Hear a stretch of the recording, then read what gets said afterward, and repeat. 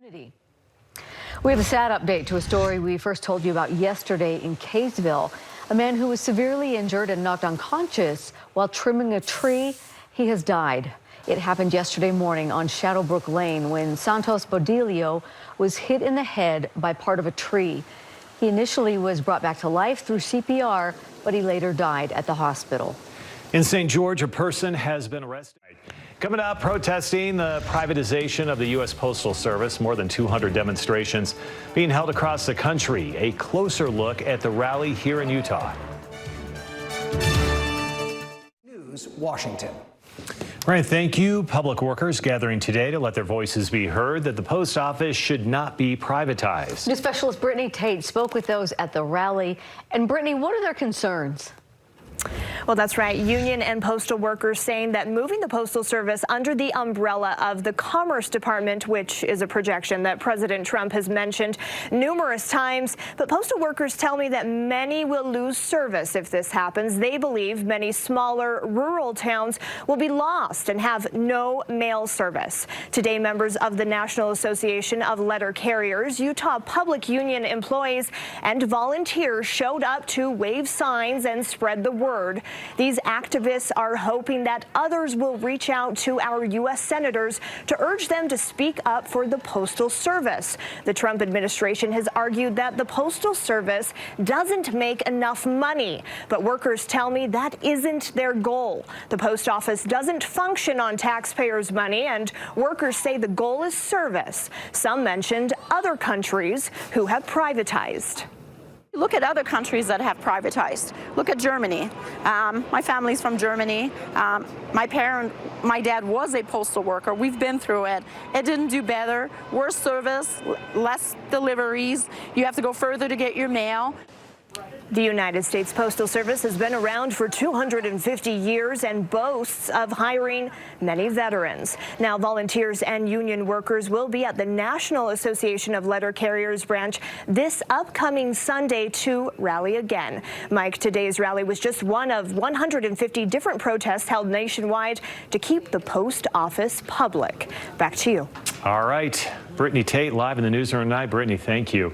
Now to the latest coming out of the Middle East. Policies. And I'm Brittany Tate. Coming up at 6 o'clock, union workers and Postal Service workers letting their voices be heard, saying that the United States Post Office is not for sale. That story coming up. All right, thank you, Brittany. After his father admitted to killing him. Plus, public workers speaking up today at post offices across the state. We're not in it for profit. We're in it to help the public and serve the public. Their concerns as the Trump administration aims to cut costs. We're not done yet. We're learning the man involved in a tree cutting accident this week has died. The Kaysville Police Department says Santos Perez was cutting the top half of a tree Wednesday morning. He was working on a final cut when the top part of the tree fell and knocked him unconscious. Perez was suspended in the air as rescue crews worked to pull him down. And while they were bringing him down, he went into cardiac arrest. Crews were able to revive him before he was taken to the hospital. He later died. A man has been arrested for robbing Medicaid. Volunteers rallied across the nation against the Trump administration's plan to dissolve the 250-year-old Postal Service. News specialist Brittany Tate spoke with union workers on the picket line today. And Brittany, what are their main concerns right now? Well, Mike, they have so many. Public workers say a complete reformation of the United States Postal Service would create excessive job loss for its over 7 million workers, fewer benefits, and they say, most importantly, a mail system only driven by profit, which means smaller towns would lose service. Unbelievable, shocking. Postal and union workers rallied outside of Salt Lake City's main post office with a very direct message. Stand with us, keep it public, don't let Dodge come in. This is in response to President Trump's intention to privatize the Postal Service, something he talked about during his first term. Mr. Trump is very, very serious in the things that he is saying and doing.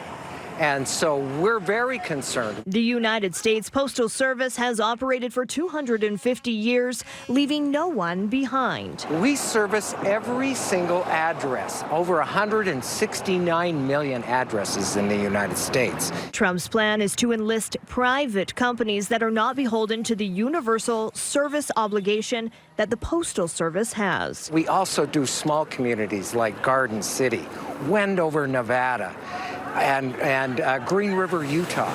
In Utah, we have a lot of rural areas. I live in Roy. It is rural. There's rural areas. All of those people would not be getting their mail because if you privatize this, it's about making money. Union strong. All day long. Privateers come in, and the 1% of the richest people in the world are taking most of the wealth. If Trump's proposals go through, they would be some of the biggest upheavals the Postal Service has faced since it became an independent agency over 50 years ago. We are going backwards in a matter of 2 months. It seems like so many things are being attacked. And postal workers encourage Utahns to reach out to their U.S. senators and reps in support of the USPS. Today's Salt Lake City gathering was just one of more than 150 nationwide protests against privatizing the Postal Service. And there will be another rally this upcoming Sunday, the 23rd, at the National Association of Letter Carriers branch just off of Redwood Road. Volunteers say the post office funds itself, making money off of stamps and packages instead of taxpayer dollars. Mike, this is definitely one that will continue to follow. Back to you. Yeah, it can and would affect a lot of people. All right, Brittany, thank you. Chick-fil-A testing out two... Albany, New York.